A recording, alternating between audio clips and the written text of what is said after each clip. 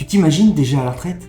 Le soleil, les apéros, les voyages, les grasses matinées, sans culpabilité. Bref, la belle vie après les années à bosser dur. Sauf qu'il y a un petit souci. Tout ce rêve, il repose sur un pacte entre générations. Ceux qui travaillent aujourd'hui financent ceux qui ont travaillé avant eux. Et ce pacte, il commence sérieusement à se fissurer. Le système qui a tenu pendant 70 ans n'est plus adapté à la réalité d'aujourd'hui. Alors avant de penser à ta retraite, on va déjà essayer de comprendre comment tout ça fonctionne. Et surtout, comment toi tu peux en reprendre la main. En France, on a choisi la répartition. Chaque génération soutient la précédente avec la promesse que la suivante fera pareil. Et franchement, ça a super bien marché. Dans les années 60, on comptait 4 actifs pour un retraité. Sauf qu'aujourd'hui, ce rapport il est tombé à 1,7 et d'ici 2050, ce sera environ 1,5. Plus de retraités, moins de cotisants, ça finit par coincer. La retraite avant, c'était une parenthèse de quelques années. Aujourd'hui, c'est parfois un quart de la vie. Et la vraie question, c'est quoi? Comment on continue à la financer sans essouffler ceux qui bossent? Chaque année, la France dépense plus de 400 milliards d'euros pour les retraites. C'est énorme, 14% de tout ce qu'on produit. Un record européen. Et malgré ça, le système reste fragile. On se dit souvent, l'État trouvera une solution. Mais l'État, c'est nous, nos salaires, nos cotisations, nos impôts. Et quand la pyramide s'inverse, les options sont limitées. Cotiser plus, toucher moins ou travailler plus longtemps. Et non, ce n'est pas une question politique. C'est juste une question de démographie. Aujourd'hui, la pension moyenne en France est environ 1650 € brut par mois, soit environ 1500 € net. Et le taux de remplacement, c'est-à-dire la part du dernier salaire que tu retrouves à la retraite, baisse année après année. Dans les années 80, il dépassait 75%. Aujourd'hui, il tourne autour de 55%.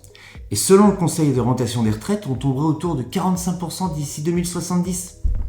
Autrement dit, si tu gagnes 2700 € net par mois aujourd'hui, tu toucherais demain 1500 € net. Le système protège, mais il ne garantit plus ton niveau de vie.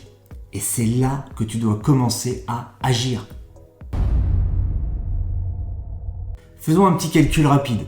Tu veux garder ton niveau de vie de 2700 €, mais ta pension t'en donne 1500. Il te manque donc 1200 € par mois. Sur 25 ans de retraite, ça représente 360 000 € de revenus à compenser. Et plus on s'y prend tard, plus ça pique. Si tu commences à investir à 30 ans, il te faut épargner environ 300 € par mois à 5% de rendement net. À 40 ans, c'est près de 500 € par mois. Et à 50 ans, c'est près de 1000 € par mois. Le temps, c'est ton meilleur allié. Et la bonne nouvelle, c'est qu'il bosse gratos, à condition que tu le laisses faire. C'est pour cela que parler de retraite à 30 ans, c'est pas un sujet de vieux, c'est une question de stratégie. Comment créer ce capital supplémentaire? C'est là qu'intervient la capitalisation. En France, on mise tout sur la répartition. Et c'est bien, mais c'est pas suffisant. Ailleurs, d'autres pays ont ajouté un deuxième étage, la capitalisation. Une partie de l'épargne de chacun est investie pour faire croître son futur revenu. Et ce mélange entre répartition et capitalisation, c'est ça qui change tout. Le résultat, c'est qu'en France, le taux de remplacement moyen tourne autour de 55%, pendant que d'autres pays, eux, combinent les deux systèmes, atteignant des taux de 75 à plus de 80%. Et la bonne nouvelle, c'est que tu peux faire pareil. Pas besoin d'être riche ou expert en finance. Ce qui compte, c'est la régularité. 50 €, 100 €, 200 € par mois, placés intelligemment. Et le temps fera le reste. Et aujourd'hui, en France, les outils existent et sont accessibles.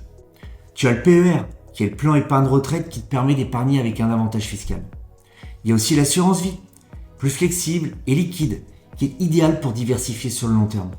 Et puis il y a les ETF, pour profiter de la croissance mondiale sans prise de risque excessive. Tu n'as pas besoin de tout maîtriser d'un coup. Mais tu dois commencer quelque part. La retraite, ce n'est pas une affaire d'âge. C'est une question de préparation. Le débat public se focalise sur 62 ans, 64 ans. Mais la vraie différence, elle se fera entre ceux qui auront anticipé et ceux qui auront subi dans 20 ans. Certains vivront uniquement avec leur pension publique. D'autres auront deux revenus. Celui de l'État et celui qu'ils auront construit eux-mêmes. Personne ne t'oblige à investir. Mais personne ne le fera à ta place. Ce que tu bâtis aujourd'hui, ce n'est pas juste un capital. C'est ta liberté future. Le meilleur moment pour commencer, c'était hier. Le deuxième, c'est maintenant. Alors vas-y, même petit, mais vas-y. Parce que le plus dur, c'est juste de démarrer.